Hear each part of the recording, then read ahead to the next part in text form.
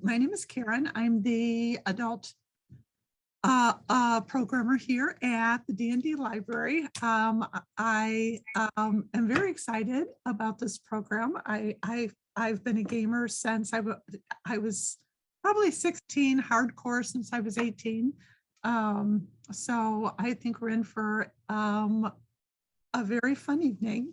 We have Alan Hammock with us tonight. Excuse me.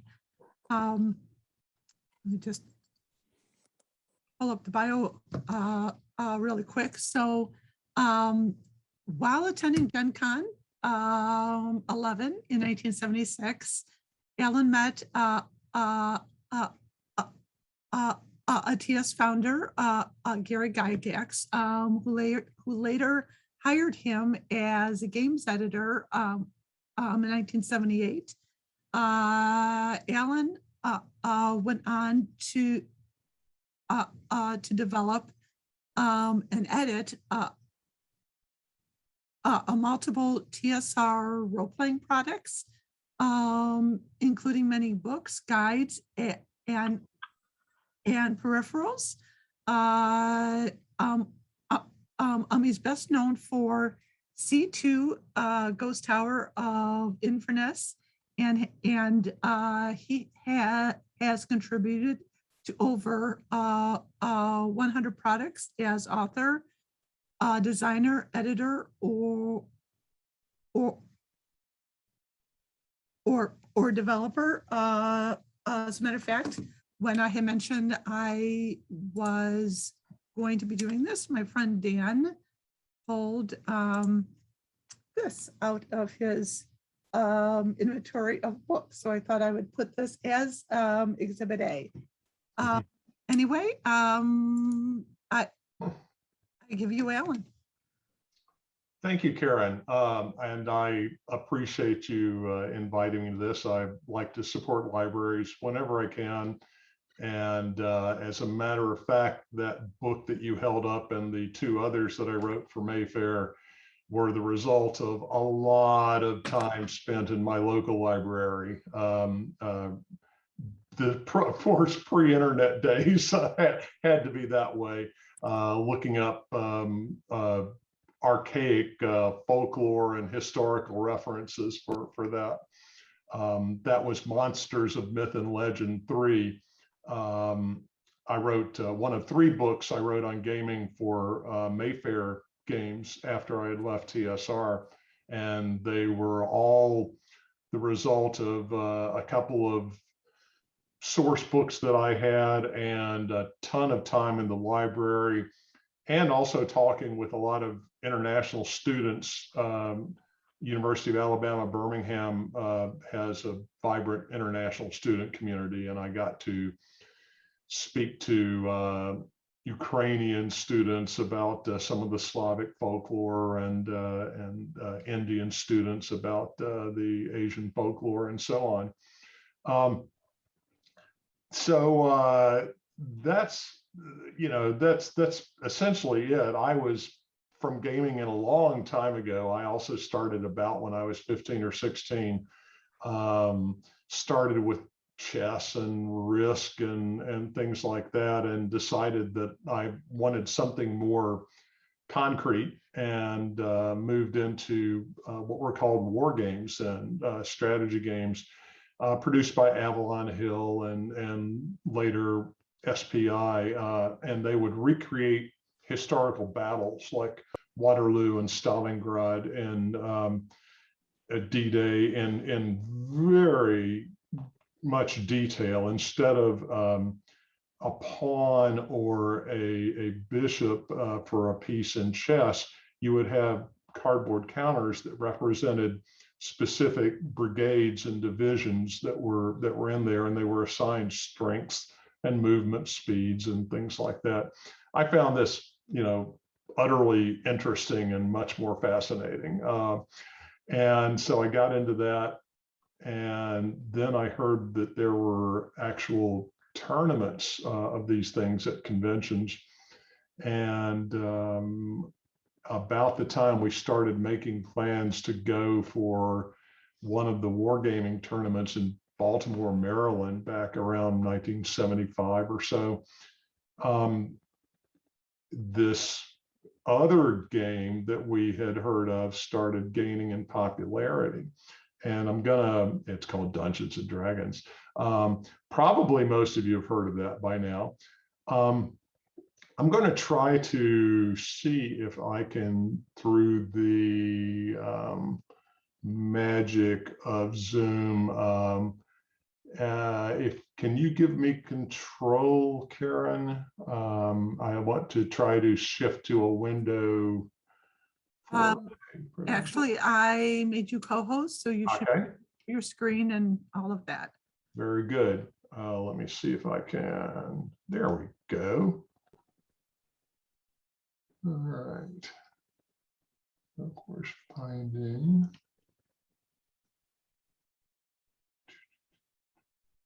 Okay.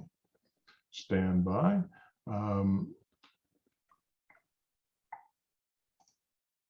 Actually, while he is finding his screen, I will tell you a funny story as to how I met Ellen. I was with a friend of mine at GaryCon for the first time ever 2 years ago. Whoa. Excuse me. Let me mute that person. And we were running around the Geneva Grand doing a live action Monty Python and the Holy Grail game, chasing stuffed animal rabbits and the whole 9 yards. And we had to pause, standing around chatting, making small talk. And so I just asked Alan, what he did, where he was from, sort of general small talk, and, if he played D&D, how long he had played. And he was like, well, actually, in the early 80s, I wrote for TSR for 5 years, and then I was horribly embarrassed, and we've been friends ever since. But I will turn it back over to Alan. He has the slides up. Very good. So this was a little PowerPoint that I put together just to get a couple of pictures in. So Dave Arness and Gary Gygax are the two people properly associated with Dungeons and Dragons, and they were gamers, and their primary interest was in historical miniatures games. And historical miniatures goes back even a little farther. Going to get you a little history lesson here. They derived from H.G. Wells, who was the first to formalize a set of rules for playing with toy soldiers, as the common phrase goes. But it involved measuring distances and how far that different ones could move. Obviously, cavalry can move faster than infantry, which can move faster than artillery, but artillery can shoot farther, things like that. So H.G. Wells published this Little Wars book, and the Little Wars game rules are actually still being played today in some of the conventions as a nostalgic throwback, such as GaryCon in Lake Geneva. This was a picture from the early 70s of some people playing Chainmail, and I think that's Gary on the left. I'm not positive, but Chainmail was a set of medieval fantasy rules. I mean, miniature rules. So you had your, knights, and they had one type of armor, and you had your levy infantry, the people that just brought their spikes, their spears and scythes and weapons like that. So that was a set of rules that they enjoyed playing. And one of the things that you could do with chainmail and other medieval rules was to siege a castle. The Siege of Bottonburg was a recreation of a historical battle that happened, and it was popular for a number of reasons. And one of the things that you do during sieges, excuse me, is to, if the people are walled up behind their fortifications and not coming out, then you start sending in engineers or sappers to dig tunnels underneath the fortifications, and hopefully you're going to undermine them. That's kind of where the word sapping and undermining all came from. And if you properly undermine them, you might cause a sequence of walls to collapse, and then your ground forces can rush in. Arneson had written an interesting thing about some people that they're doing some mining, some sapping under a fortification. And as they were digging their tunnel deeper and deeper, they opened into a series of tunnels that were already there. And it was a labyrinthine series of tunnels underneath that just went deeper and deeper. And they found that they were encountering not just the enemy that they had fought, but strange monster types. And I think they were basically orcs. But anyway, he had enjoyed Lord of the Rings and had kind of thrown these monsters in there. Gary had thought that was an interesting twist and started talking to him about doing other things, and each had their strengths and weaknesses.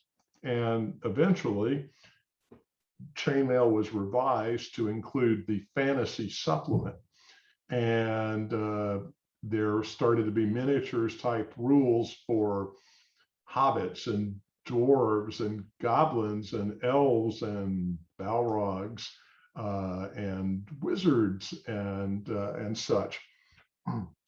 And this is what turned into Dungeons and Dragons. You take medieval miniatures, you change the concept. In miniatures, a single figure probably represents 10 to 20 or more men. It's just because you can't do one-to-one scale things. So medieval miniatures plus the concept of one figure per person, plus Arneson's Underground Labyrinths, plus the Chainmail Fantasy Supplement became Dungeons and Dragons, as we know. I got to the position of being offered the job the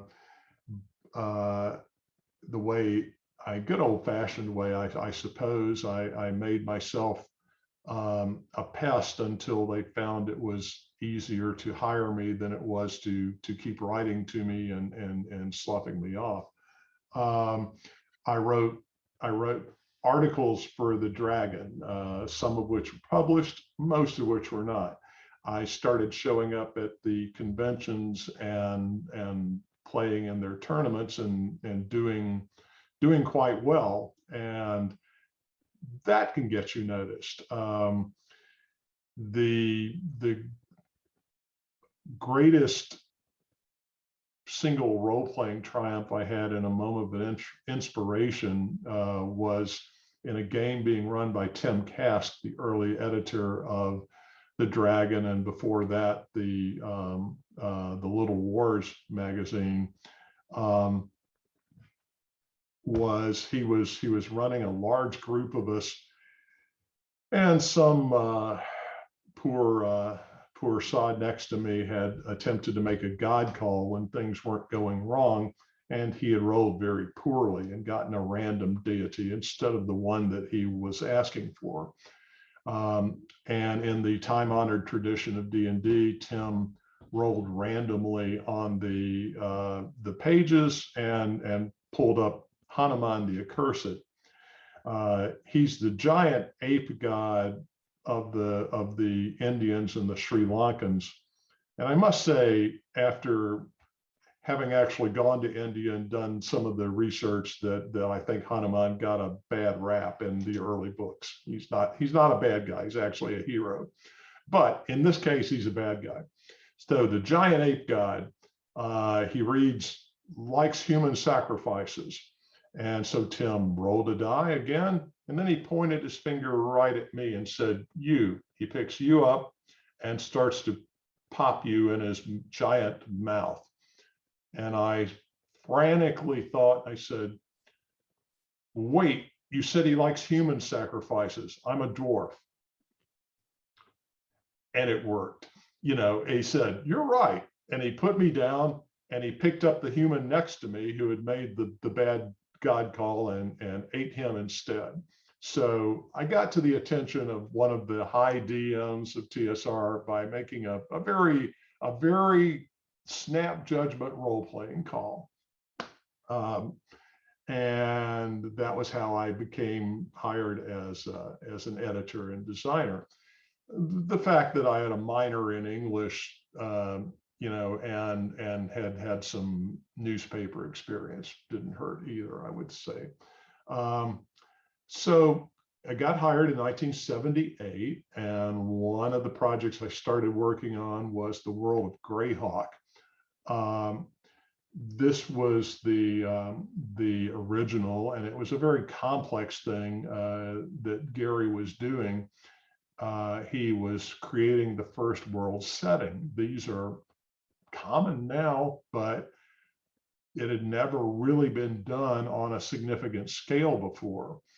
And I mean, even to the fact that Gary and Dave Sutherland, the artist, were going to great lengths to individually design the arms of each of the territories and duchies on here that you see here, so that they all made sense. Goes to show what kind of work they were doing. The detail that they were putting into the map was something that had not been seen to this day. And then they hired a local artist named Darlene, who became famous in her own right later, to do the calligraphy and the beautiful map that you saw, and became justly famous for that as well. So I was the editor of World of Greyhawk. I was one of the chief editors for the Dungeon Master's Guide.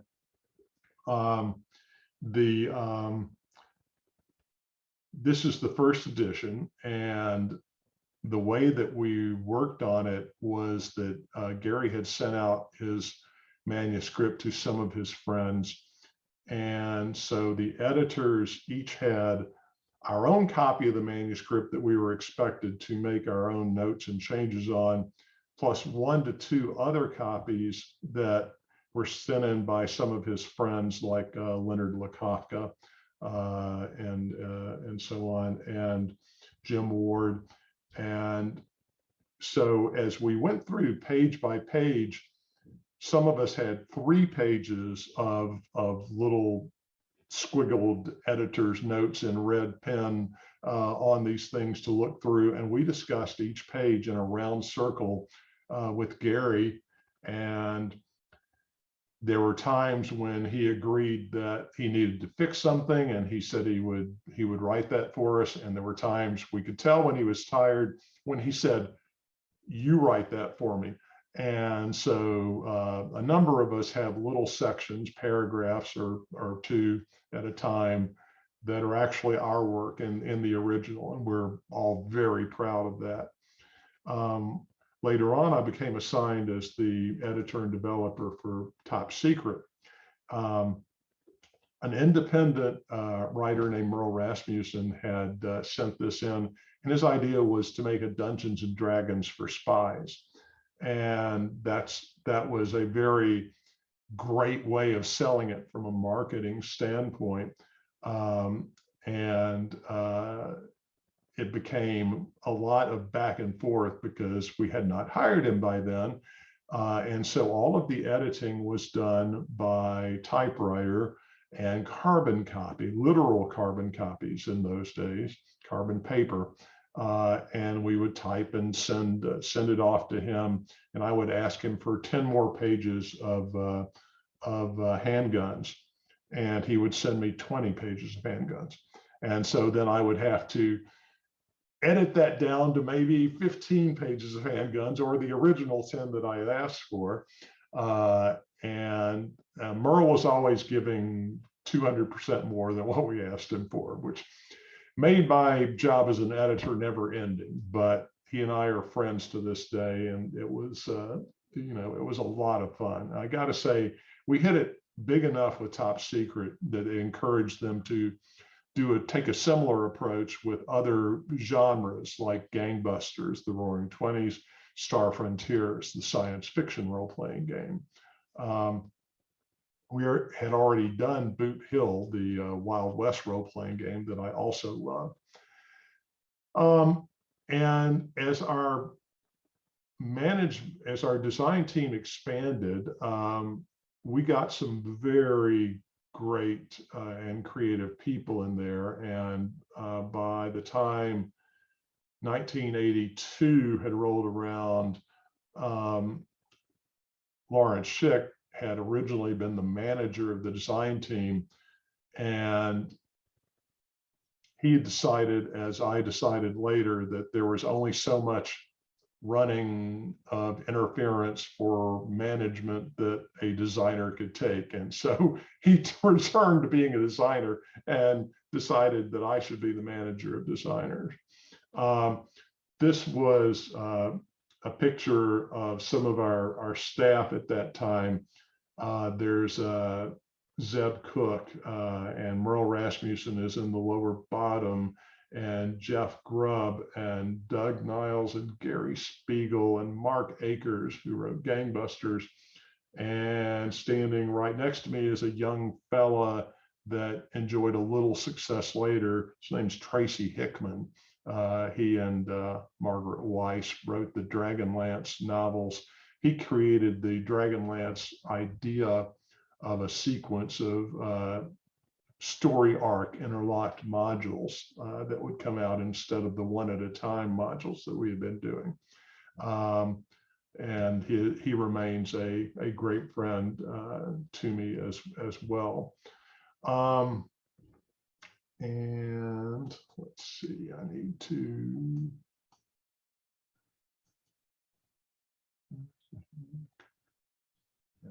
Now, if I can figure out how to unshare.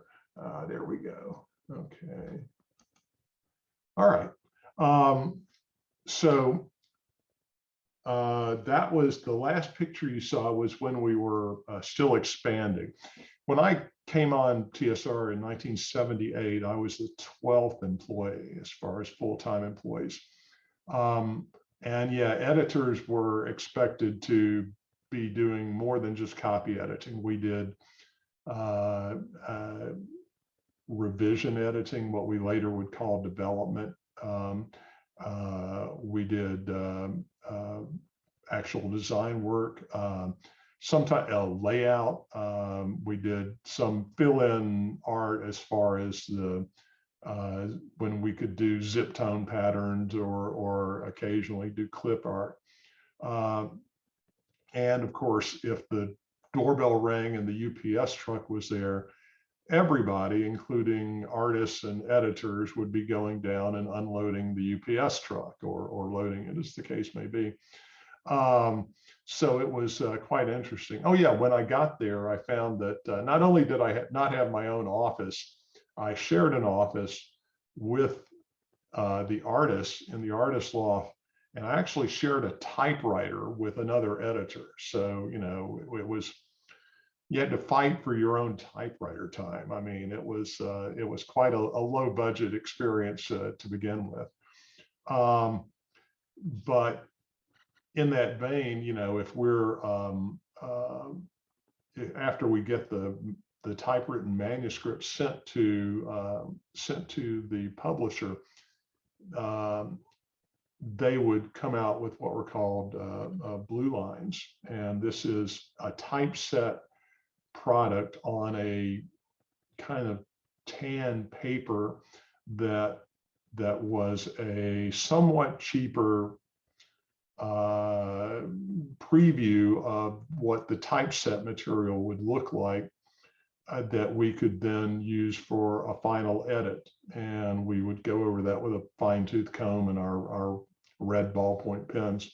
But the closer you got to publication, the more expensive it was to change something. So changing something on the blue line was expensive. Changing something on the final proof copy was very expensive.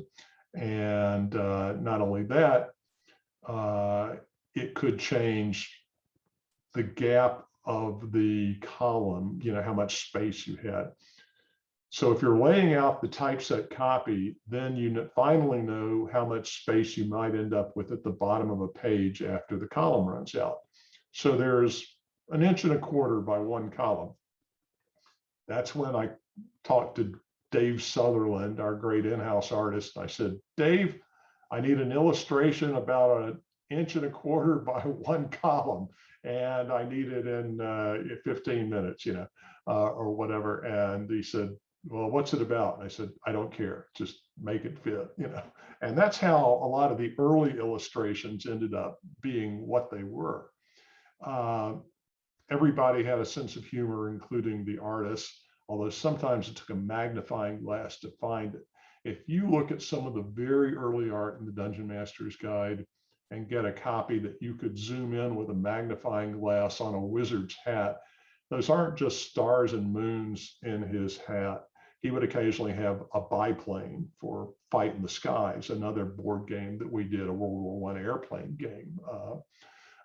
So there are lots of fun things to look for. In the Top Secret game that I showed you, again, we had Darlene do a couple of the fill-in pieces. And for one of the fill-in pieces, I had sent her a picture of my first TV crush, Diana Rigg, as Emma Peel from the Avengers. And I had asked her to do something for me. So there's a picture, there's a drawing of a woman that looks a lot like Diana Rigg as Emma Peel, and she's very pretty, and she's holding her pistol up like this, and she's wearing a signet ring that has my initials in it. So anyway, so yes, we do. We were fans of what we did, as well as writers and designers. Eventually, we moved out of the little house that we were in to a hotel that they had bought in downtown and renovated. And almost as soon as we got there, we were expanding beyond it. And so they moved us into a warehouse and a cubicle farm, which of course rankled all of the creative types. We tried to find ways of having fun with it. But at this point, TSR was expanding to the point where there were things going on. They were putting in lawyers and marketing people and people that didn't know what we were actually doing or designing. And that's where some of the trouble began. They started expanding into areas that we really had no expertise in, like miniatures and needlework. The needlework thing was a family kind of nepotism, thing going on to kind of spread the wealth along.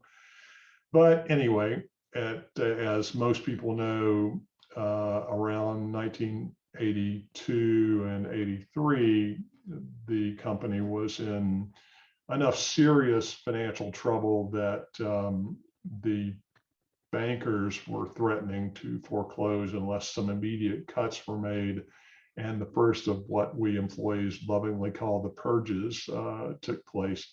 I went down in the second purge of about 130 employees. We've gone from 12 employees in 1978 to 360 plus employees in 1983. So it's fair to say that they had expanded, beyond their means. And as much as Gary was a great gaming guy, and as much as Brian was a great gaming guy, and Kevin Bloom was not a gaming guy, but was the most solid of them at business, which was to say, not very much. We didn't have an MBA in there for a long time. They were kind of trying to make up the business rules as they went along, and it worked for a while, and then it didn't.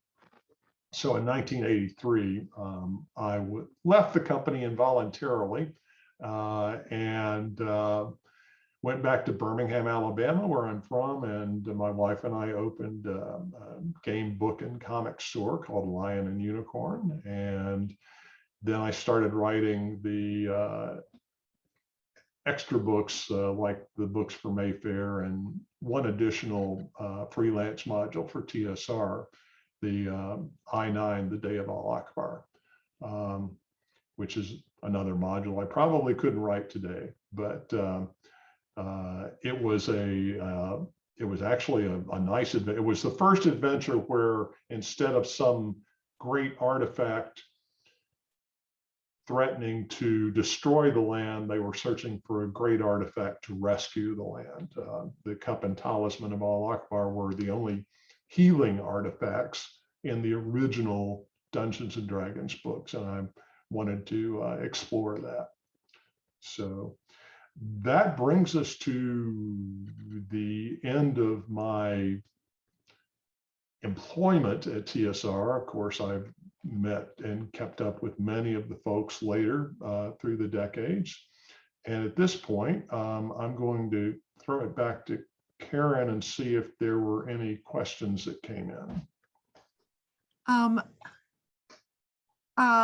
No questions that came in yet, though I suspect everyone was just very much listening attentively. But if you do have any questions for Alan, you can either put them in the chat or just turn on your mic, and we'll, pretend we're at person at a panel and a con, and we'll have at it. There we go.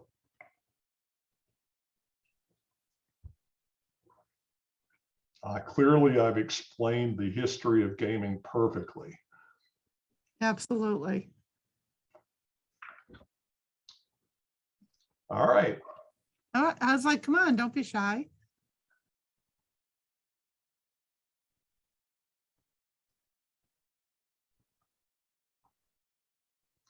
Well, if that's the case, we can switch to a little bit of a demonstration.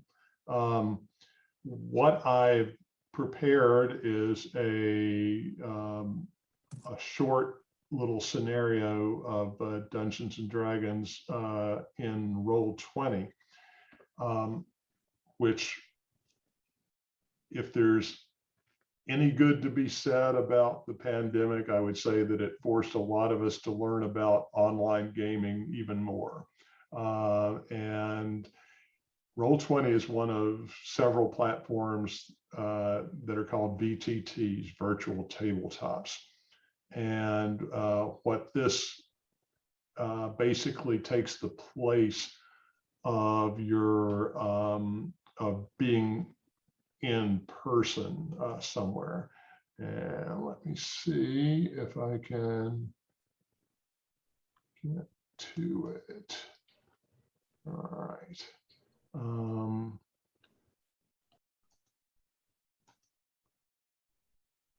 Okay. So hopefully we see something there, but probably not much. Right. I saw a couple of people turn on their mic and turn the back off. So while we're setting up, if you do have a question, comment your favorite short character story to tell. Feel free. Okay. So what you can see here is a grayed out section of a dungeon, and this is going to be kind of what the dungeon master sees. This is a character here, and it turns out to be the monk Li Han, and we won't worry about what these numbers mean at this point, but the person that is playing this character has a character sheet, and we find a part of the fun is finding an illustration that might be useful. And then this sheet, and there are many variations, will have the abilities, the strength, intelligence, wisdom, dexterity, constitution, charisma, and in some versions of the game, comeliness. The actual physical appearance was different from charisma. And so they can add things like weapons that they pick up and so on. The monk has some abilities that are like a thief, the ability to hide in shadows and move silently, for example. Okay, so the players have something like that. And at this point, they're not seeing a lot. And they're not seeing a lot because the dungeon is dark. There's no light down there. I'm going to click off it and you'll be able to see more of what the DM sees, like this. And so if they were to bring in a torch as an icon, and I'll switch back to what the player can see. Now, oh, we love it when that works.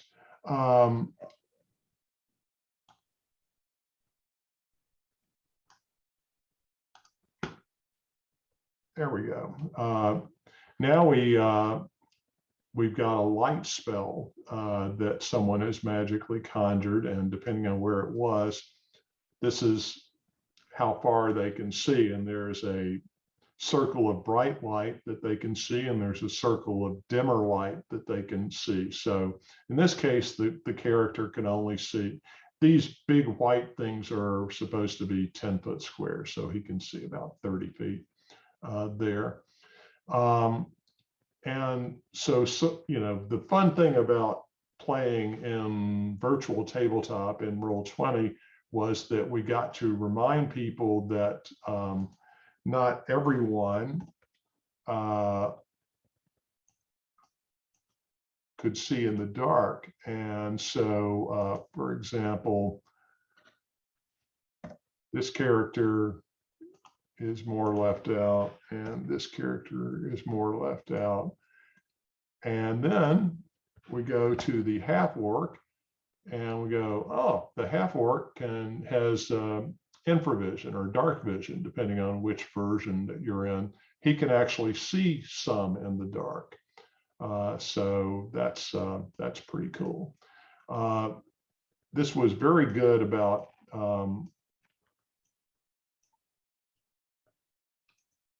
reminding folks of that fact, and it allowed real surprises. For example, you didn't have to pretend that you weren't that you didn't see what was coming up in front of the table. And so in actual tabletop play, there are a couple of ways to do this. You either don't draw it until they're right in the room, or you might have some players have a lot of very elaborate scenery set up where they, I mean, it could take 15 minutes to half an hour to set up the scenery. And in that case, what they want to do is take a black bed sheet and cover it and just literally peel it back as they proceed along the dungeon. Now, in this case, we're going to have them get into a room or approach a room.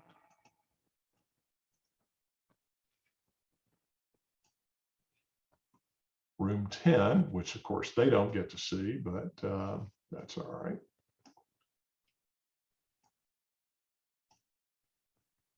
And they can move in and they get to here, and even the half orc at the door to the room can only see a limited amount in there. Now, going back to the DM view, we can see a little more. There's a chest over here. Ah, the chest of treasure. Well, this is clearly because I'm a kind and benevolent DM, and I've just left a chest of treasure for the adventurers to find.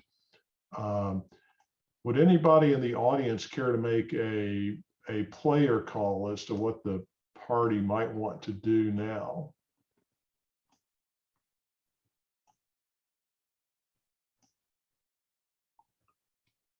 You have the characters of a fighter, a cleric, a monk, a thief or rogue, and a magic user. Check for traps. That's a great plan. So we're going to send the half orc in to check for traps.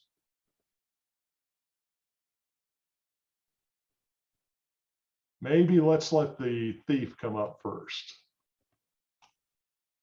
And we're going to go back to what the thief sees, and the thief goes, "It's dark." And the half orc says, "I have no trouble seeing." And so the cleric says, all right, I'll cast light.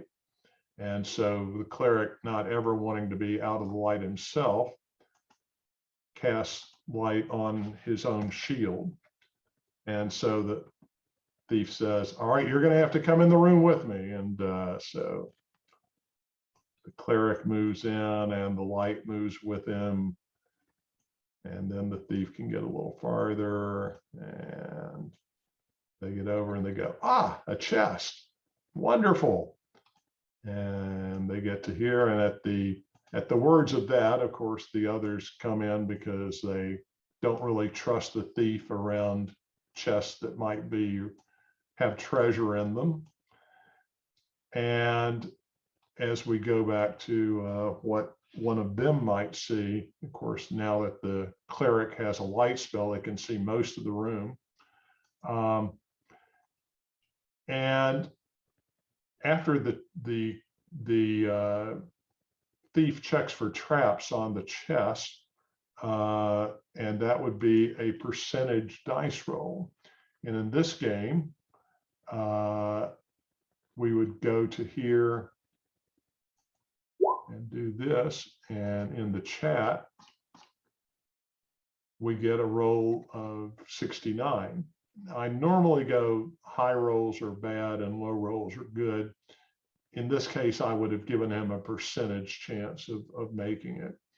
And let's say that he makes it and doesn't find any traps here. But that does delay him just long enough that nobody's really paying attention when a creature walks into the room and I ask everybody to roll for initiative. In this game, I would have to add a turn and do that for everybody, including the monster. I won't do it for everybody, but we'll show you how it goes. And if Desinke rolled a d20 and got a 15, let's say that, so I would put his initiative at 15. We're not going to worry about dexterity modifications. Zenithar rolls a 16. And the monster is actually going to be a -2 from its result. Well, okay, a 1 - 2.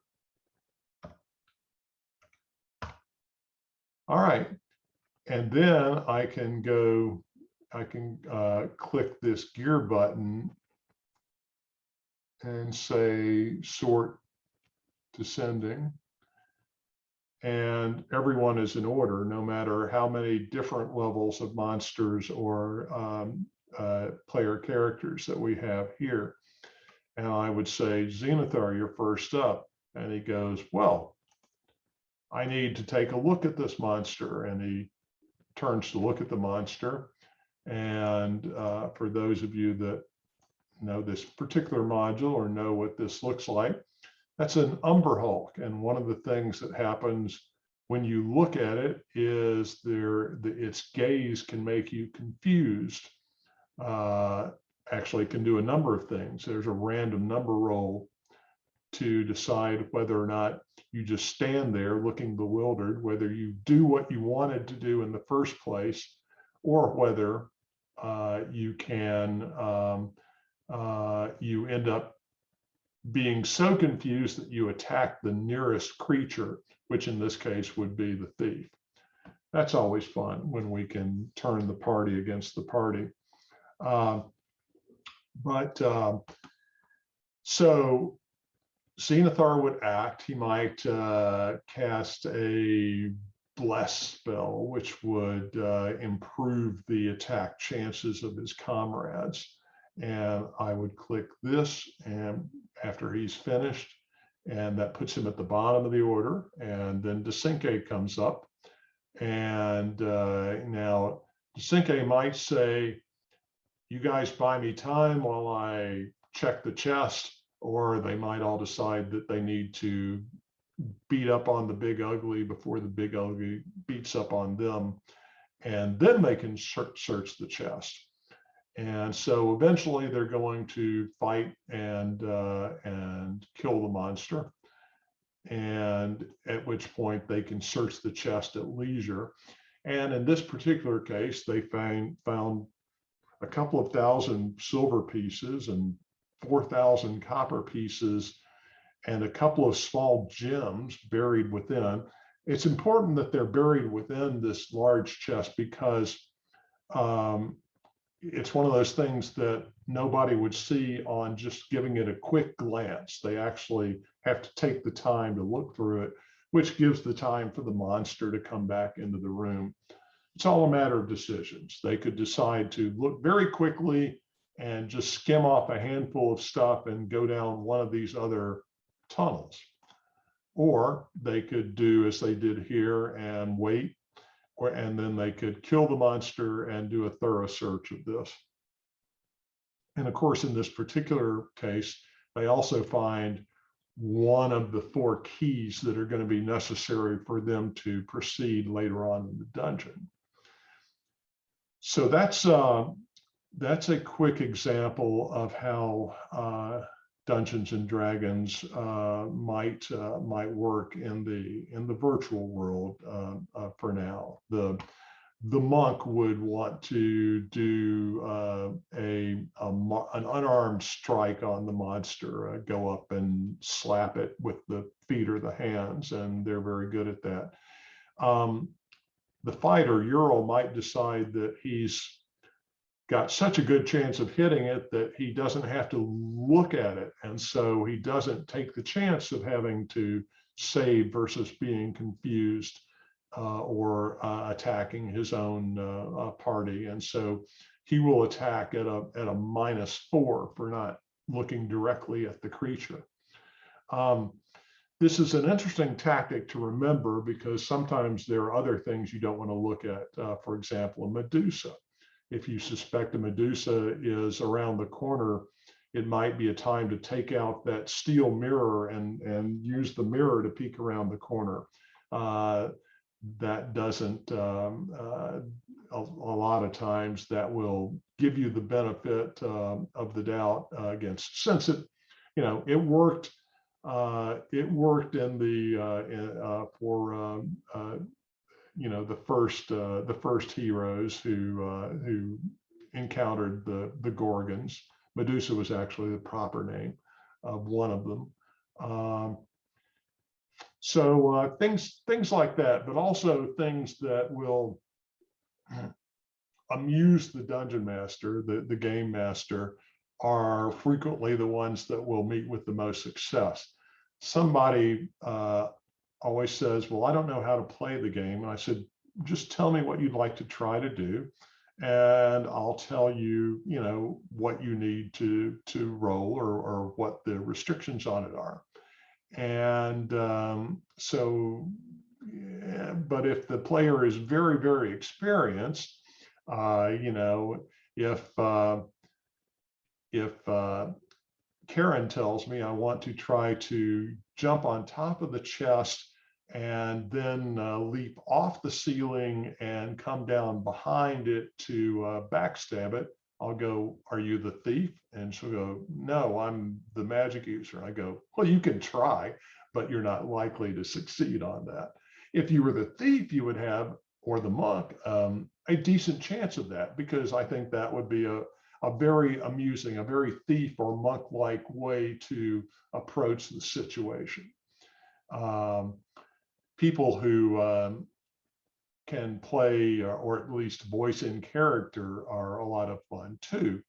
The man who created the character Ural that I borrowed the name from says, Ural's family so poor we couldn't afford bowels.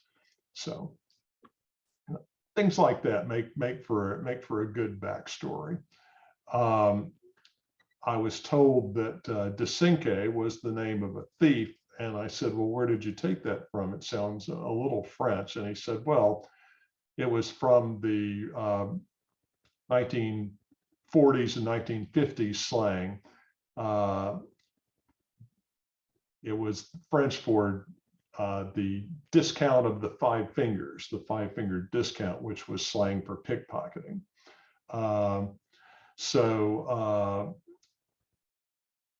That, stories like that could be very, very interesting for the DM, and it's always better to leave the DM laughing than just to flounder around and do things mechanically. But so that's a scenario for Dungeons and Dragons in here. You might get if none of you have ever played it, I mean, some of you might not have played it before. Maybe you've gotten a little bit of a theory of what people can do. The cleric was able to cast a light spell and also to bless the characters, giving them a buff, a better chance. The monk was able to leap in and do a flurry of blows, and the magic user I didn't actually show, but he might have a magic missile spell or a fireball spell. Trouble with a fireball spell is, in this particular case, it would take up more than half the room here and be very dangerous for his friends as well as for the monster. So there are parts that you learn about your character and the best ways to play them. One of the neat things D&D did was to teach that group problem solving was almost always better than individual problem solving, and that you take the strengths of various people.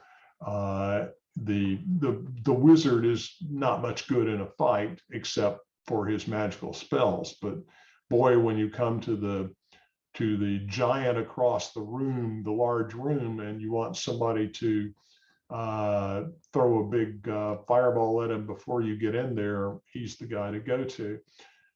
Desinke, the thief, was absolutely the person to disarm the poison needle trap on the chest.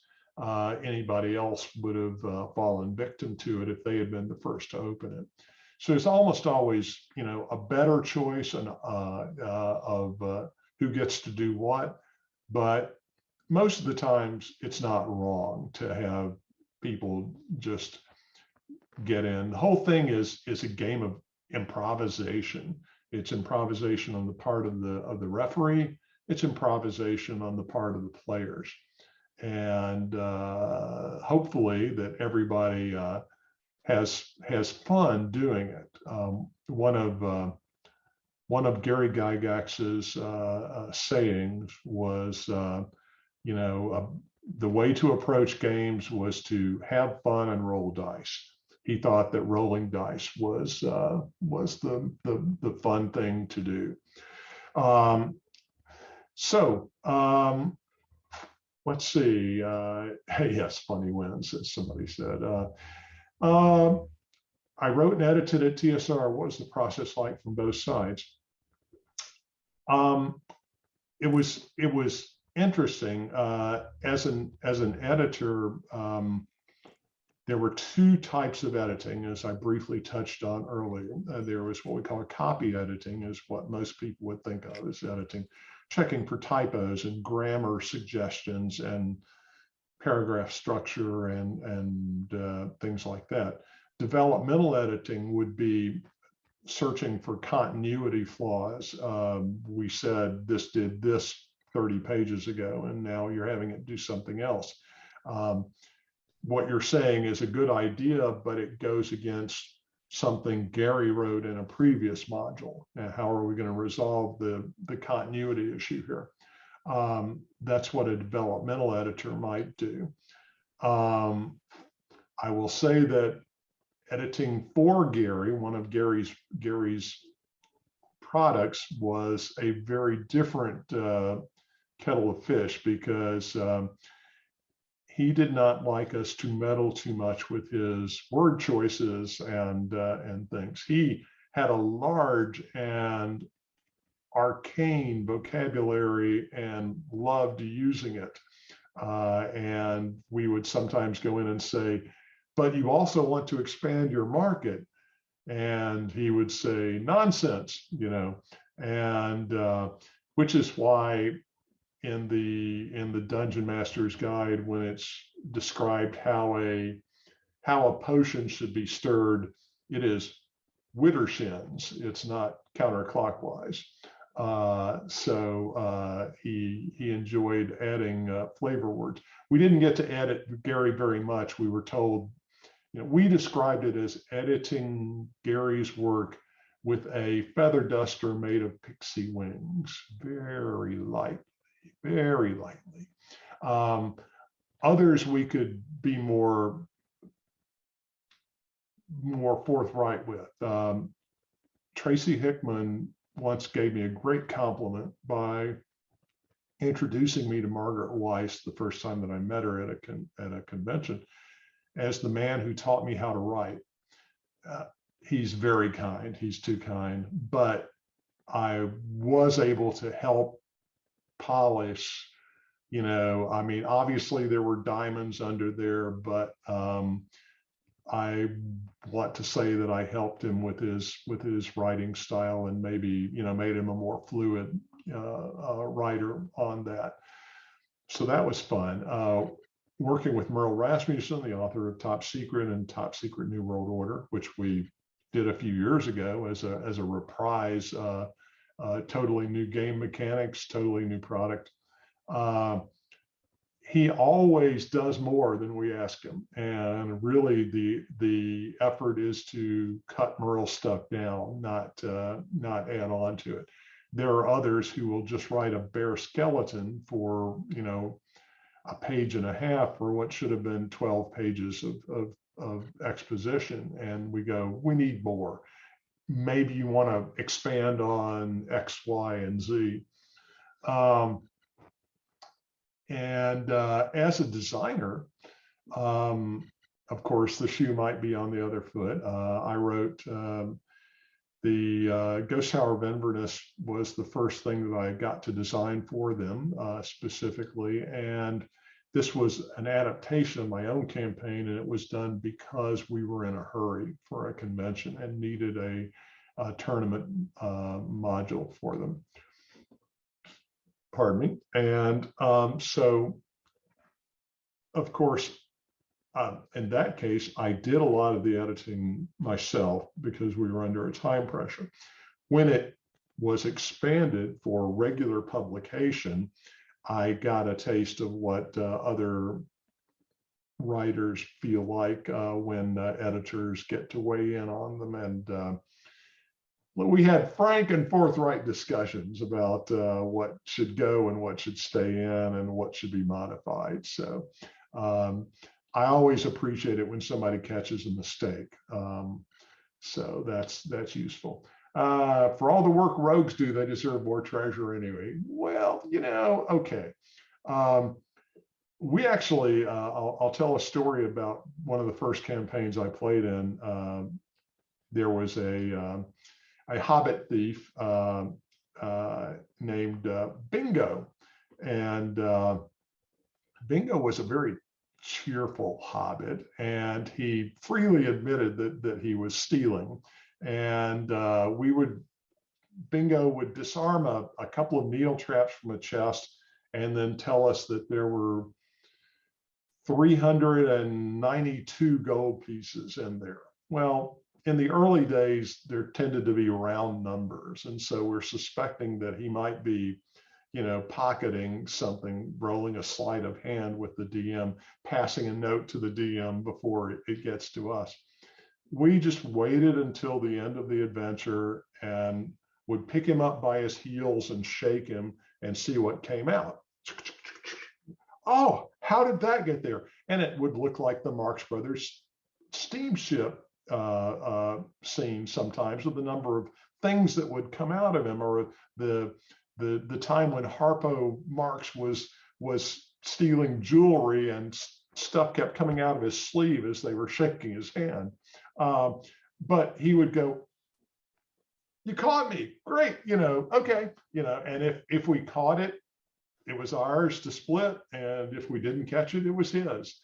Well, we didn't catch everything because Bingo got enough money to build his own tavern and rest stop at a crossroads and became the wealthiest character in the entire campaign. So the thief did get that. Fireball in enclosed space is always good. It's always good for the DM, not so much for the players. And in the very old days, there was a scaling factor of spells where we had the number of cubic feet that a fireball would take. And if you were in a room that had a particularly low ceiling, that fireball expanded out even further down the tunnels and could have some devastating effect. Also, in the very first edition of original D&D, lightning bolts bounced off of walls. And so there might be a lightning bolt cast at enemies down a 60-foot corridor. It went through the enemies, hit the wall, bounced back through the enemies a second time, through the entire party that cast it, hit the wall, back through the party a second time. I mean, we literally had a party kill from a wizard who he got the bad guys, but he got everybody in the party as well. So it happens. Let's see. I run role-playing games for 8 to 11-year-olds. They love the dice. Yes, esoteric words.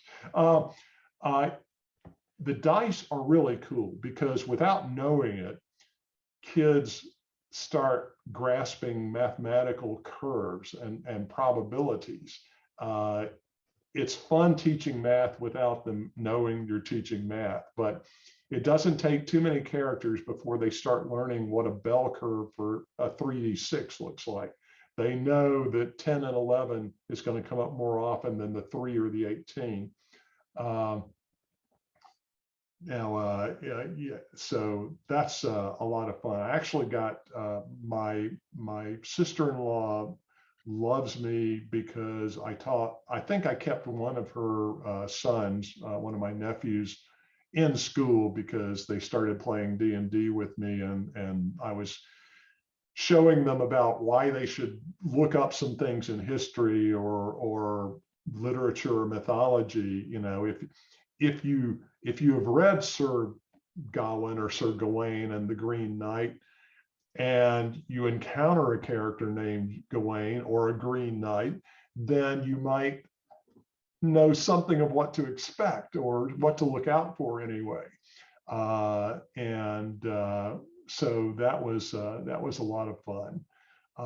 Thank you for those kind comments. Have I played 5th edition rules? I have. As a matter of fact, at tournaments, at conventions where they have me in as a guest to run games, I normally nowadays will run 1 or 2 1st edition games and a 5th edition game. 5th edition is much more approachable for new players to come into in today's world.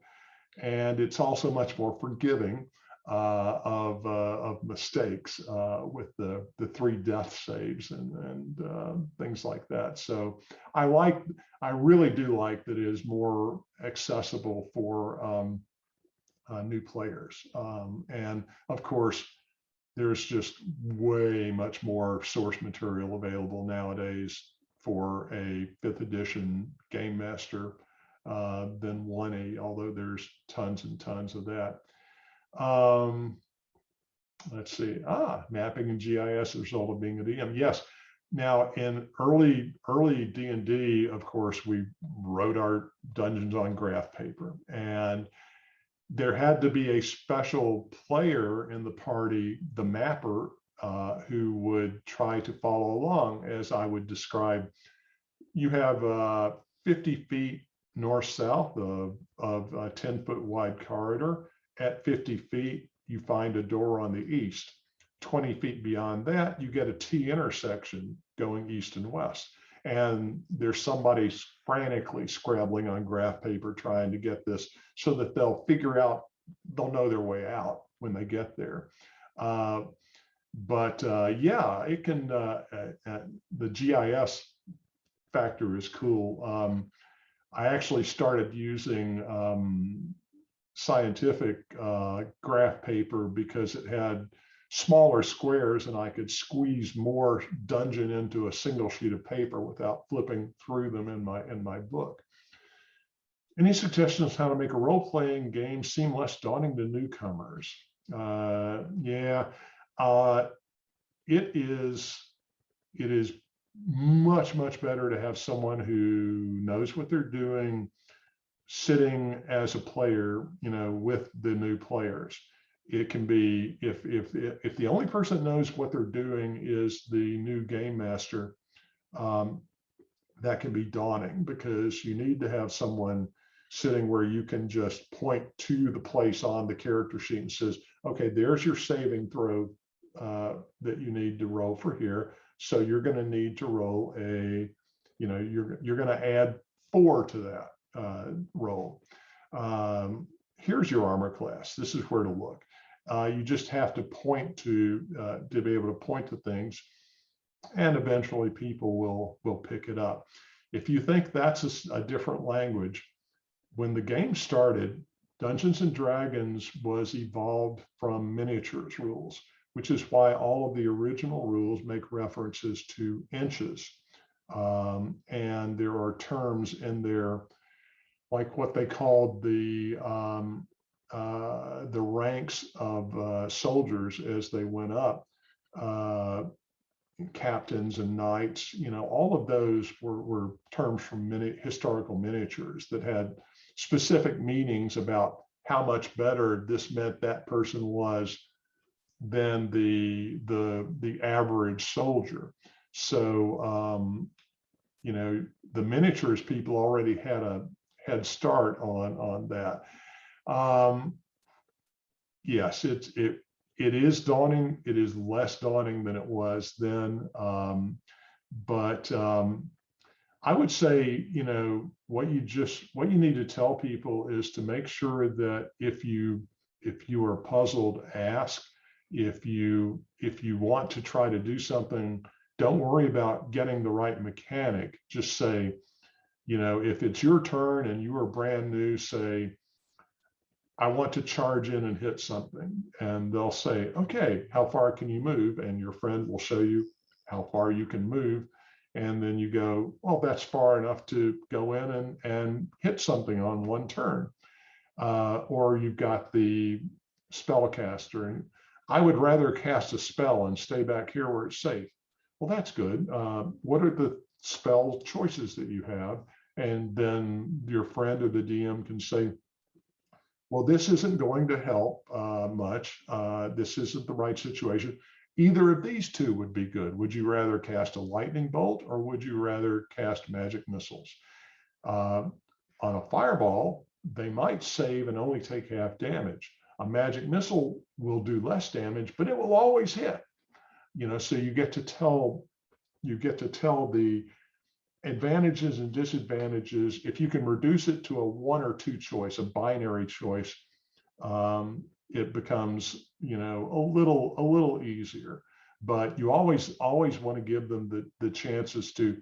Now you don't have to run in and be a front rank fighter and, you know, get hit by this thing. There are plenty of types of characters that stay in the back until it's absolutely necessary. Very good, very good. All right. I think I've gotten to all the questions in chat. Is there anything else anyone has? I do. Do you prefer to be a player or a DM? That's a good question. I would say probably about 50-50, but nowadays we actually in our old group, our rule was if you were going to play, you were going to DM. So we DM so that we could play.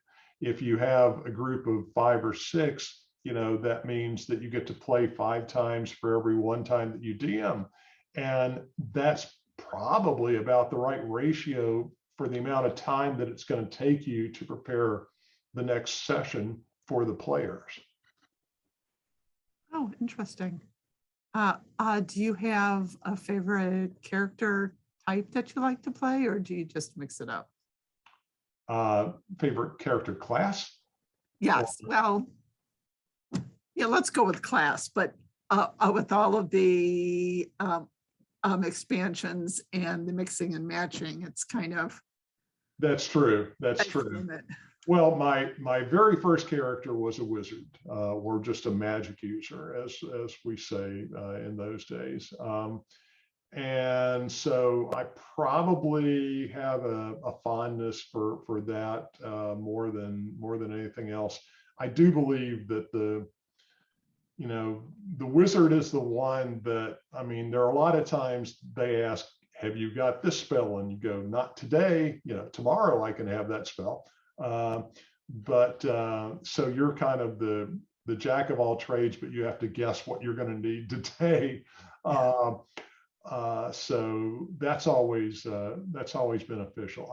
I don't think they're the most powerful class. You know, I mean, of the older classes, a very powerful cleric was probably the strongest character that they had. I've had a lot of fun playing a druid to a very high level as well. So I spent a lot of time rattling a tin can with acorns in it and asking for copper coins to plant another oak tree. So I love it. I love it. Yeah. All right. Well, we have a few minutes. If anyone has any final questions, comments, anything they'd like to toss out, now is your chance.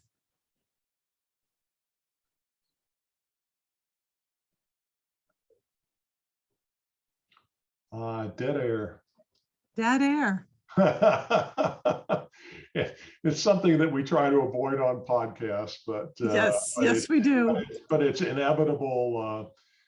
Do I have a favorite monster or foe?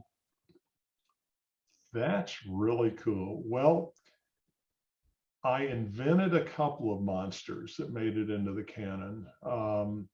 And they were variations of things, or inspired by some of the first monsters.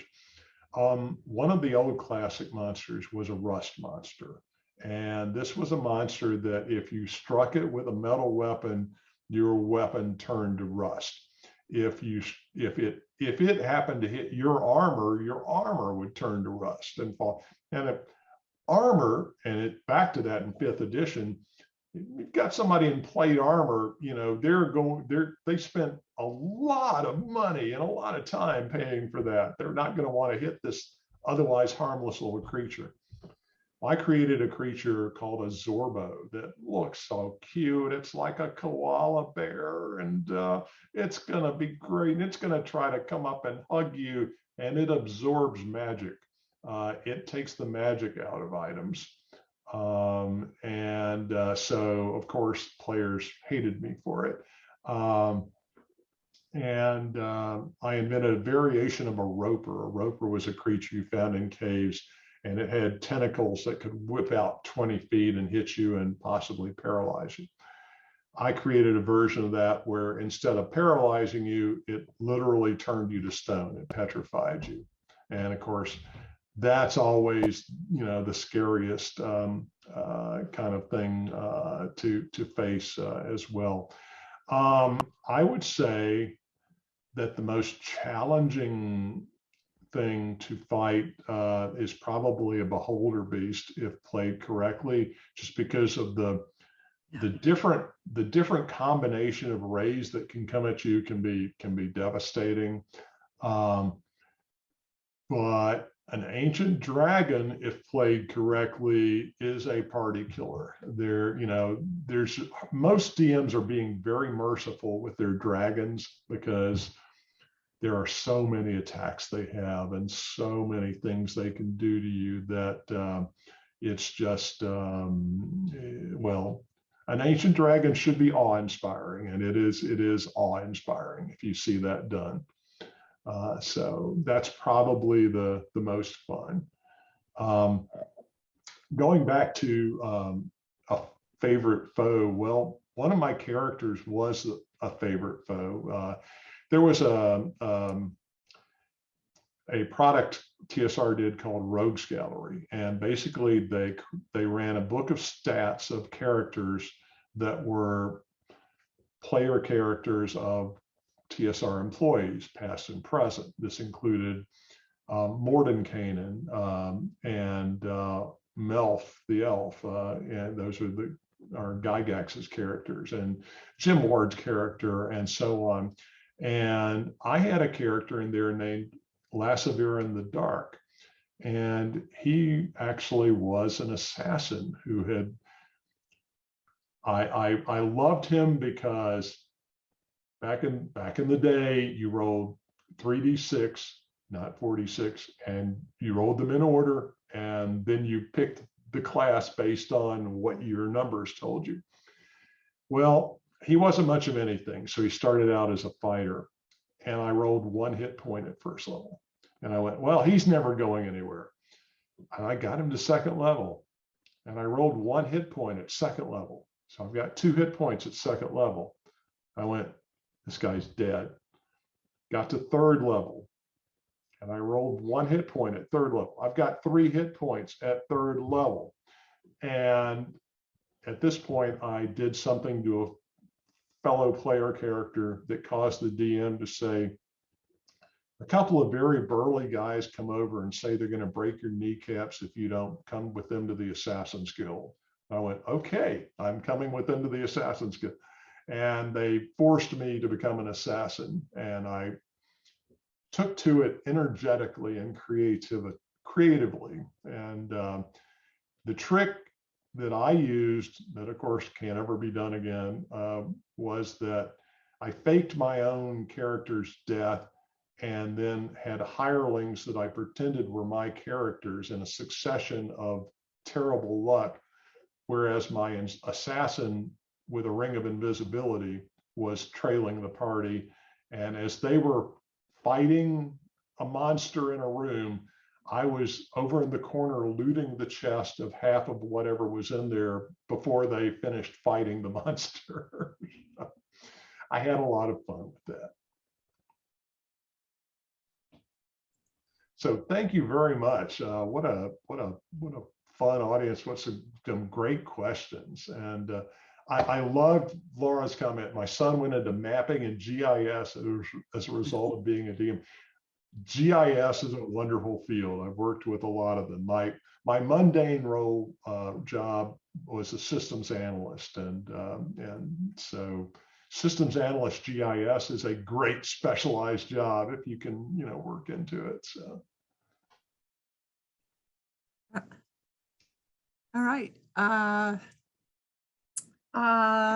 Thank you, Amanda and Ivan, for that question. My DM is on this webinar, and I fear he's probably taking notes about that particular monster. So I will let you know how that turns out.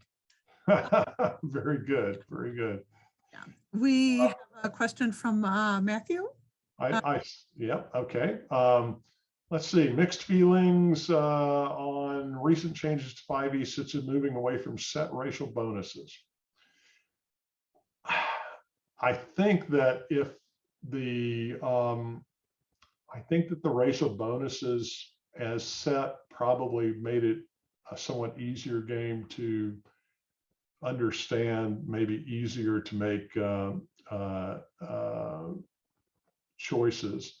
I do like the variant human that they came up with, where you have a choice of +1 in 2 different stats, or taking a feat at first level is a strong choice for a lot of classes because of that. So I enjoyed playing with that. What I don't care for is trying to rewrite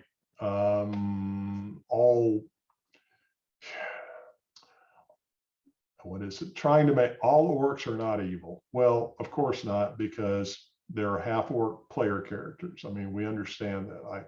I don't think that needs to be something of clarity. If you want to give your player characters a dilemma, you have them fighting drow or orc, and make it a tough fight, and when they win, they discover one more room in the corner, and that's where the drow mothers and babies are. All right, now what are you going to do? What's your alignment again? Let's be careful here. So it's it's one of those things where I think that you can throw the good character building ethical choices in without just having to drone on about we know everybody is okay. Look, liches are evil. They're always going to be evil in my world. That's all there is to it. I mean, it's Voldemort, for heaven's sake. So, and so that's kind of the way I feel. The publishers can do whatever they want to make their public comfortable, but ultimately it's up to each game master and all the players to decide what kind of campaign that they want. And I think as long as you're making everybody that wants to play comfortable and inclusive on that you're not doing a disservice to anybody. So that's really, that's really my thought on it.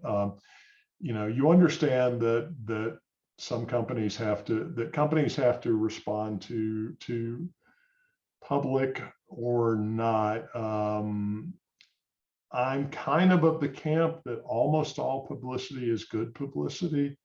I mean, heavens, in my day, when we were doing the top secret role-playing play testing, we had the FBI drop by because somebody had found a note that had dropped out of one of the play tests where the head of the Russian KGB, who happened to be me, had ordered a hit on a Mr. Weatherby in Beirut, Lebanon, an entirely fictional person in an entirely fictional campaign. And, we don't think that Lake Geneva, Wisconsin is seriously a hotbed of KGB cells, do we? And neither did the FBI, but they were doing their due diligence, because somebody had found this. So that was fun. Companies have to respond a little bit, but generally publicity is good for them. So.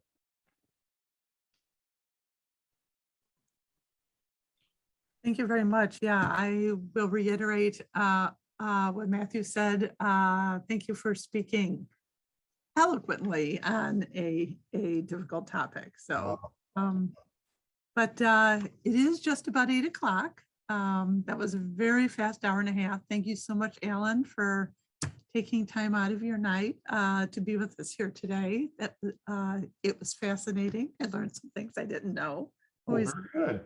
I will say that if any of you are at upcoming conventions, I'll be at TotalCon in Boston in February. I'll be at GaryCon in Lake Geneva in March, and then back to North Texas in June. So hope to meet some of you in person. And thank you all for having me. And thanks to Downers Grove Library and Karen, I appreciate it. Absolutely. So hopefully I will see you at GaryCon if I can get somebody to work for me that weekend. So excellent. Yes. Thank you all for being here and have a good night. Thanks, Alan. Thank you, everybody. Appreciate it. Good night.